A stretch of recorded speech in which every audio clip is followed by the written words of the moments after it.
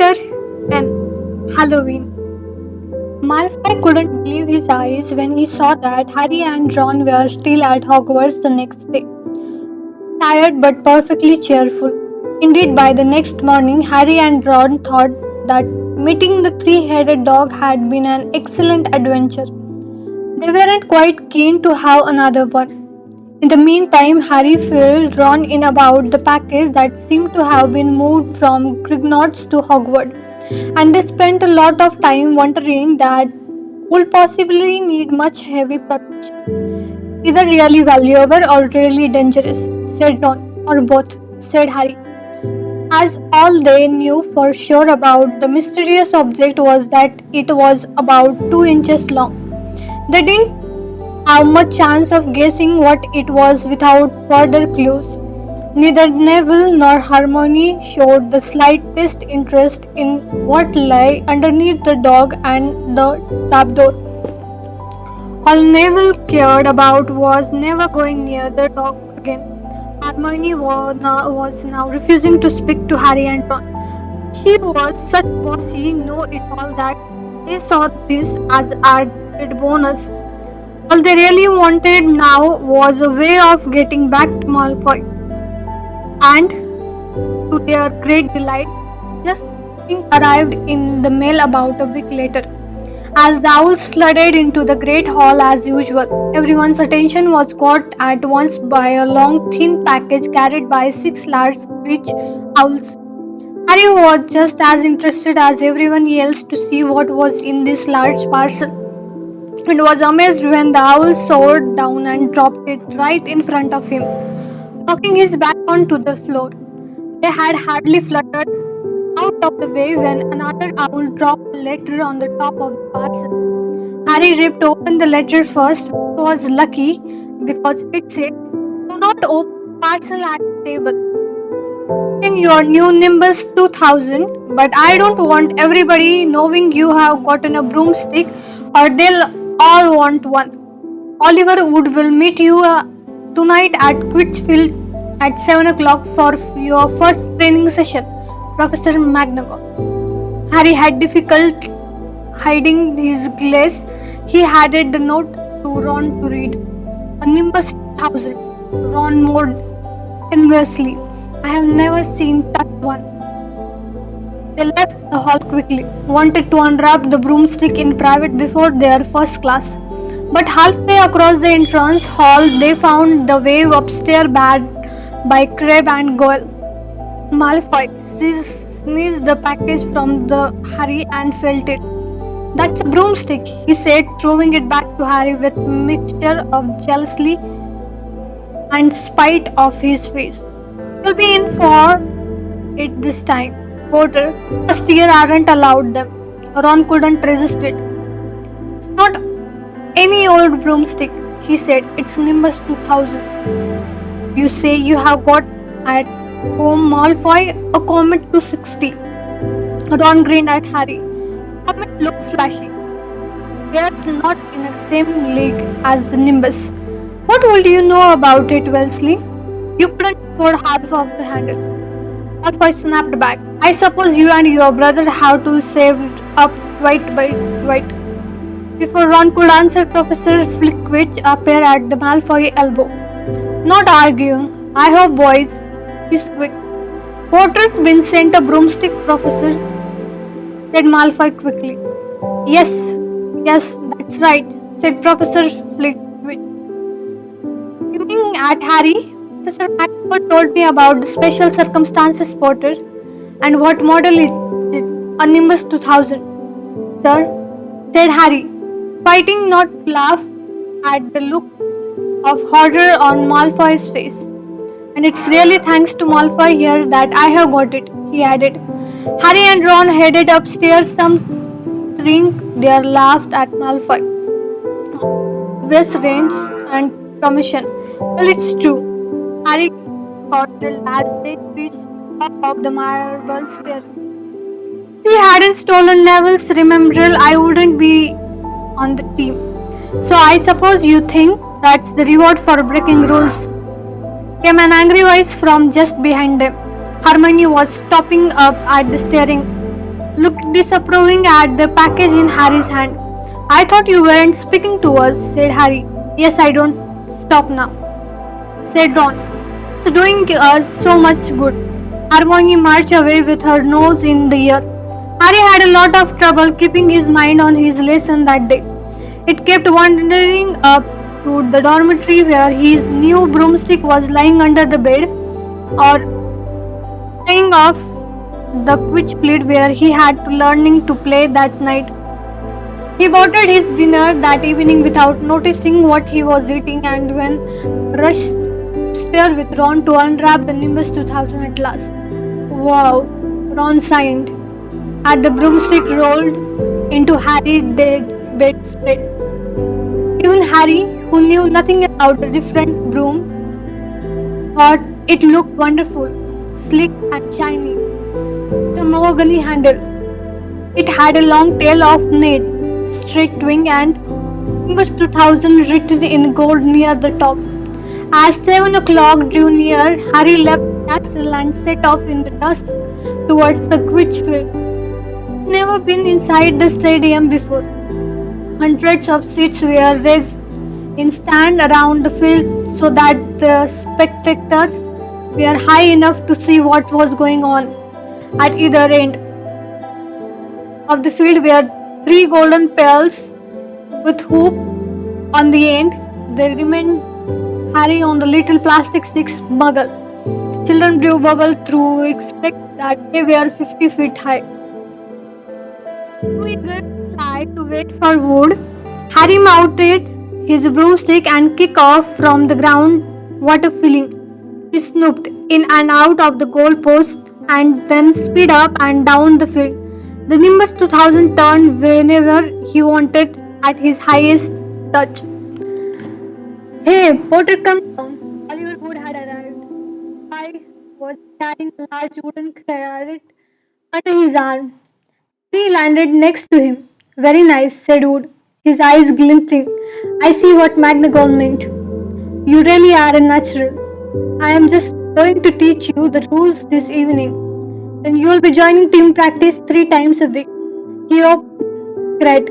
Inside were 4 different sizes balls. Right, said Wood. Now Kuch is easy enough to understand even if it is not easy to play. There are 7 players on each side. 3 of them are called chasers. 3 chasers, Harry repeated, as Wood took out a bright red ball out of the size of the saucer ball. This ball is called quaffle, said Wood. The chasers throw the quaffle to each other and try and get it through one of the hoop to score goal. 10 points every time the quaffle goes through one of the hoops. Follow me. Chasers throw the quaffle and put it through the hoops to score, Harry recited. So that's sort of like basketball and broomstick with 6 hoops, isn't it? What's basketball? Said Wood curiously. Never mind, said Harry quickly. Now there is another player on each side who called a keeper. Keeper 1 for Gryffindor, and I have to fly around our hoops and stop the other teams from scoring. 3 chasers, 1 keeper, said Harry, who was determined to remember it all. And they play with the quaffle. Okay, got that. So what are they for? He pointed at the 3 balls left inside the box. I'll show you now, said Wood. Take this. He handed Harry a small club, a bit like a short baseball. I'm going to show you what the bludgers do, Wood said. These 2 are bludgers.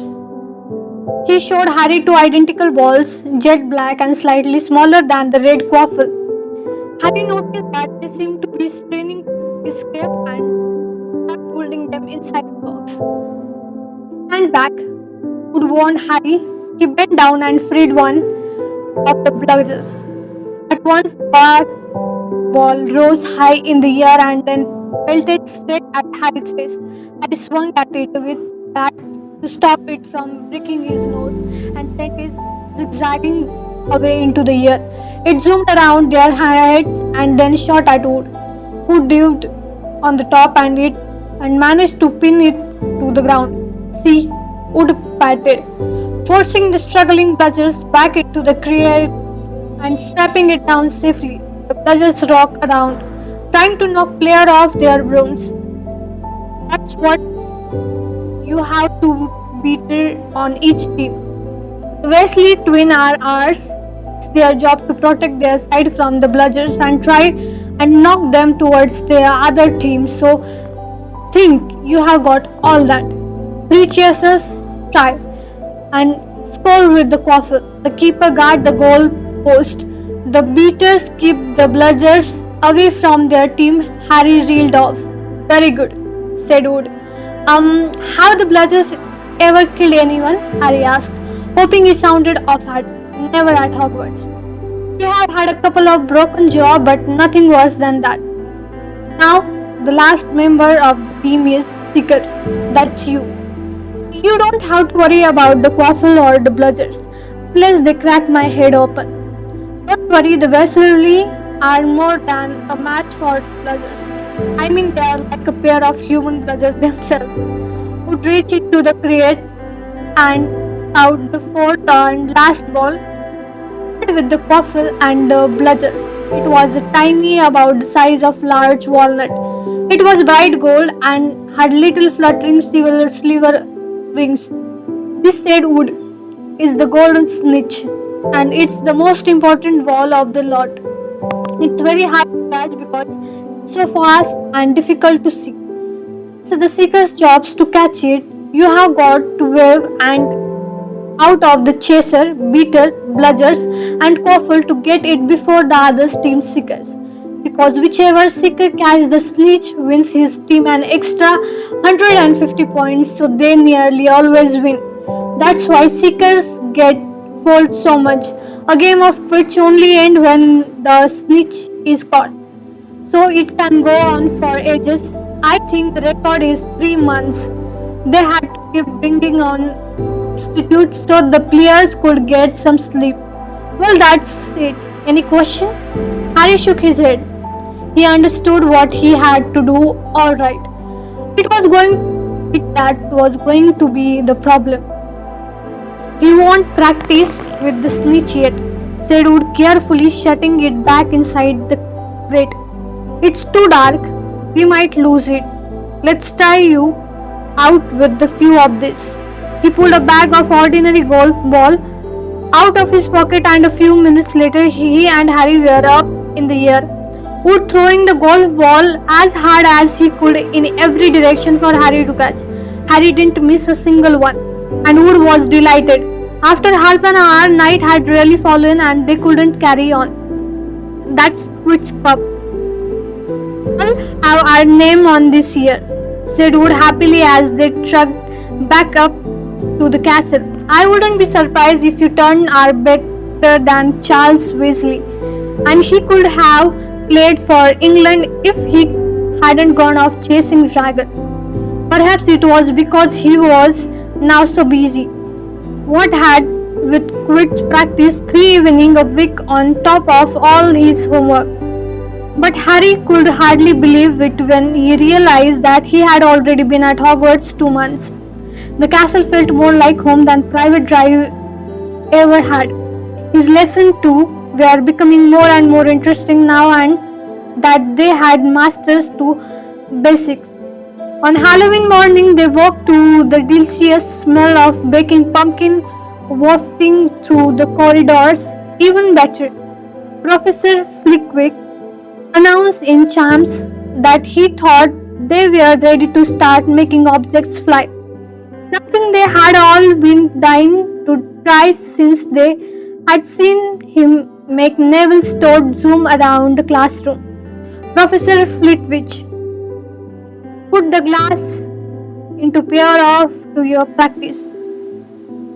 Harry's partner was Seamus Finnegas, which was relief because Neville had been trying to catch his eye. Ron, however, was to be working with Hermione Granger. It was hard to tell whether Ron or Hermione was angrier about this. She hadn't spoke to either of them since the day Harry Broomstick has arrived. Now don't forget that nice wrist movement we have been practicing. Squeak, Professor Flitwick. perched on top of his pile of the book as usual. Swish and flick, remember swish and flick. And saying the magic word properly is important. Never forget Wizard Barfio, who said instead of F and found himself on the floor with the buffalo on his chest. It was very difficult. Harry and Simon swished and flicked, but the feather they were supposed to be sending skyward just lie on the desktop. Simon got so impatient that he prodded it with his wand and set fire it too. Harry had to put it out with his hat. Ron at the next table wasn't having much more luck. Wingardium Leviosa, he shouted, waving his long arm like a windmill. You're saying it wrong. Harry heard Hermione snap. It's Wingardium Leviosa. It's bracing long.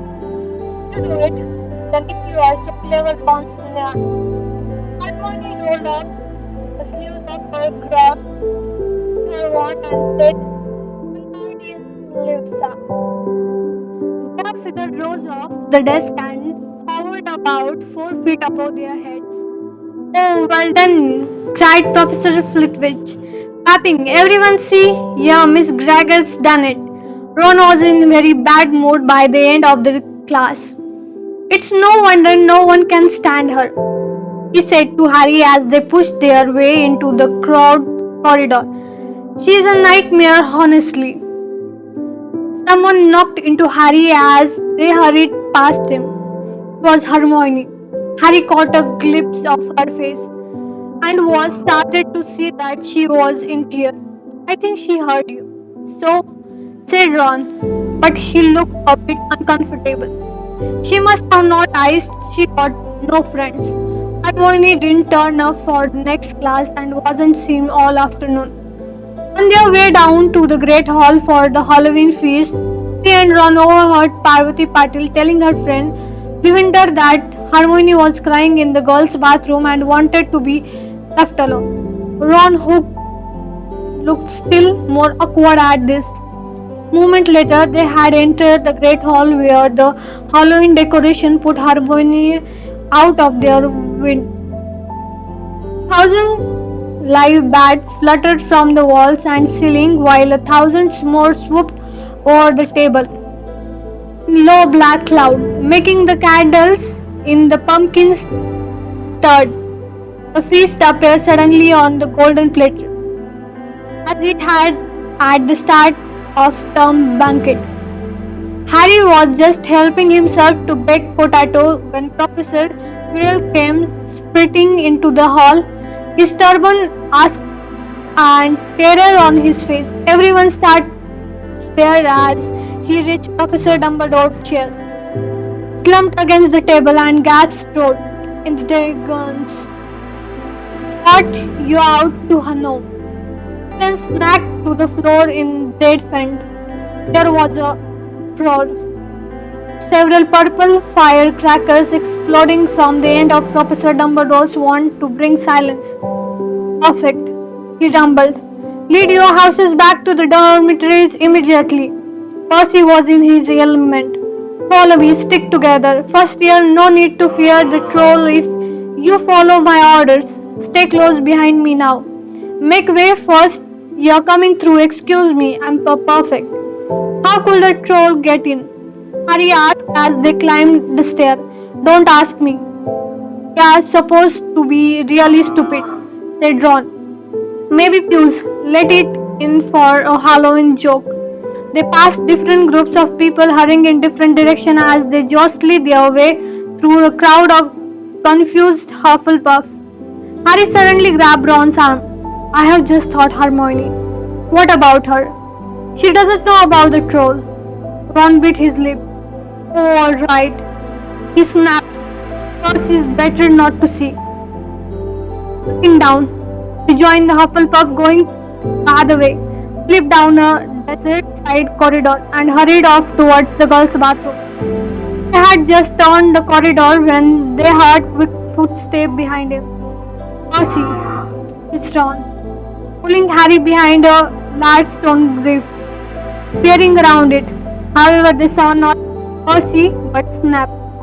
He crossed the corridor and disappeared from view. What he is doing? Harry whispered. Why isn't he down in the dungeons? The rest of the teachers. Search me, quietly as possible. They crept along the next corridor after Snap's feeding footsteps. He's heading for the third floor, Harry said, but Ron helped us his hand. Can you smell something? Harry sniffed and a foul stench reached his nostril. A mixture of old socks and a kind of public toilet no one seems to clean. And then they heard it, a lower grunting and the suffering footfalls of a giant feet. Ron pointed at the end of the passage to the left. Something huge was moving towards them. They sharked into the shadow and watched as it emerged into the path of moonlight. It was a horrible slide, 12 feet tall. Its skin was a dull, granite grey, great lumpy body, like a boulder with a small, bald head perched on the top like a coconut. It had short legs, thick as tree trunk, with fat, horny feet. The smell coming from it was incredible. It was holding a huge wooden club which dragged along the floor because its arms were so long. The troll stopped next to the doorway and peered inside. Struggled it longer, making up its tiny mind. They slouched slowly into the room. The keys in the lock, Harry muttered. We could lock it. Good idea, said Ron nervously. They edged towards the open door, mouths dry, praying the troll wasn't about to come out of it. One great leap. Harry managed to grab the keys, slam the door, and lock it. Yes, flushed with pure victory. They started to run back a passage, but as they reached the corner, they heard something that made their hearts stop. A high, petrified scream, and it was coming from the chamber they had just chained up. Oh no, said Ron, pale as the body baron. It's the girls' bathroom. Harry gasped. Hermione, they said together. It was the last thing they wanted to do, but what choice did they have? Wheeling around, they sprinted back to the door and turned the keys, fumbling in their panic. Harry pulled the door open and then ran inside. Hermione Granger was shrieking against the wall opposite, looking as if she was about to faint. The troll was advancing on her, knocking the sneak off the walls as it went. Confuse it, Harry said desperately to Ron, and seizing a tap, he threw it as hard as he could against the wall. The troll stopped a few feet from the Hermione.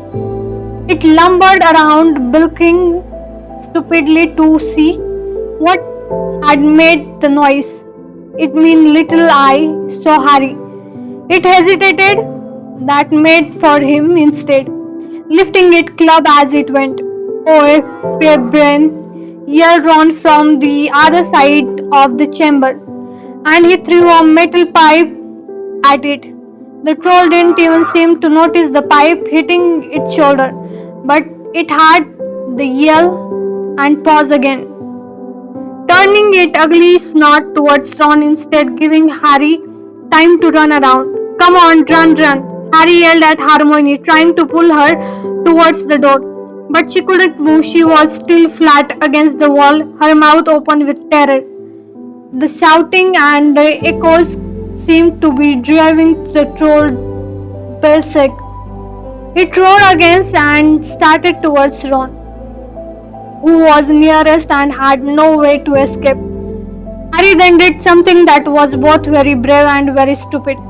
He took a great running jump and managed to fasten his arms around the troll's neck from behind. The troll couldn't feel Harry hanging there, but even a troll will notice if you stick a long bit of wood up its nose.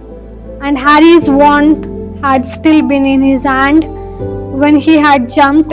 It had gone straight up one of the troll's nostrils. Howling with pain, the troll twisted and flattened its club, with Harry clinging on for dear life. Any second the troll was going to trip him off or catch him a terrible blow with the club. Hermione had sucked to the floor in the fright. Ron pulled out his own wand. Not knowing what he was going to do, he heard himself cry the first spell that came into his head, Wingardium Leviosa. The club flew suddenly out of the troll's hands, rose high up into the air, turned slowly over and dropped with a sickening crack onto its owner's head. The troll swayed on the spot and then fell flat on his face with a thud that made the whole room tremble. Harry got to his feet. He was shaking and out of breath. Ron was standing there with his wand still raising, starting at what he had done. It was Hermione who spoke first. Is it dead? I don't think so, said Harry. I think it's just been knocked out. He bent down and pulled his wand out of the troll's nose. It was covered in what looked like a lumpy grey glue. Ah, troll booger. He wiped it on the troll's trouser. A sudden slamming and loud footstep made the three of them look up. They hadn't realized what a racket they had been making. Out of course, someone downstairs must have heard the crash and troll roar. A moment later, Professor McGonagall had come bursting into the room, closely followed up Snap. With Quirrell bringing up the rear, Quirrell looked one took at the troll, let out a faint whimper, and sat quickly down on the toilet, clutching his head. Snape bent over the troll. Professor McGonagall was looking at Ron and Harry. Harry had never seen her looking so angry. Her lips were white. Hope of winning 50 points for the Gryffindor fed quickly from Harry's mind. What on the world were you thinking of? Said Professor McGonagall with gold flurry in her voice. Harry looked at Ron, who was still standing with his wand in the air. You're lucky you weren't killed. Why aren't you in your dormitories? Snape gave Harry a swift, piercing look. Harry looked at the floor. He wished Ron wouldn't put his wand down. When a small voice came out of the shadow. It's Professor McGonagall. They were looking for me, Miss Gregor. Hermione had managed to get to her feet at last. I went looking for the troll because I thought I could deal with it on my own. You know, because I have read all about them. Ron dropped his wand. Hermione Gregor telling a downright lie to teacher. If they hadn't found me, I have been dead now. Harry stuck his wand up its nose and Ron knocked it out with its own club. I have time to come and fetch anyone. It was about to finish me off when they arrived. Harry and Ron tried to look at though his story wasn't new to them. Well, in the case, said Professor McGonagall, staring at the three of them, Miss Gregor, you foolish girl. How could you think of tackling a mountain troll on your own? Hermione hugged her head. Harry was speechless. Hermione was the last person to do anything against the rules. And here she was, pretending she had to get them out of trouble. It was as if Snape had started handing out sweet Gregor. 5 points will be taken from Gryffindor for this, said Professor McGonagall. I am very disappointing in you. You are not hurt at all. You had better get off the Gryffindor's tower. Students are finished the feast in their house. Hermione left. Professor McGonagall turned to Harry and Ron. Well, I still say you were lucky, but not many first years could have taken on a full-grown mounted troll. You each win Gryffindor 5 points. Professor Dumbledore will be informed to this. You may go. They hurried out of the chamber and didn't speak at all until they had climbed to floor up. It was relieved to be away from the smell of the troll. Quite apart from anything else, we should have gotten more than 10 points. Ron grumbled. 5, you mean once she had taken off Hermione's? Good of her to get us out of trouble like that, Ron admitted. Mind you, we did save her. She might not have needed saving if we hadn't locked that thing in with her. Harry reminded him. They had reached the portrait of the flat lady. Pigs not, they said and entered. The common room was packed and noisy. Everyone was eating the food that had been sent up. Hermione, however, stood alone by the door waiting for them. There was a very embarrassed pause. Then none of them looking at each other. They all said thanks and hurried off to get plates. But from that moment on, Hermione rather became their friend. There are some things you can't share without ending up liking each other and knocking out 12-foot mountain troll in one of them. That's it for today. Thank you so much. Stay tuned for next chapter. See ya. Bye bye.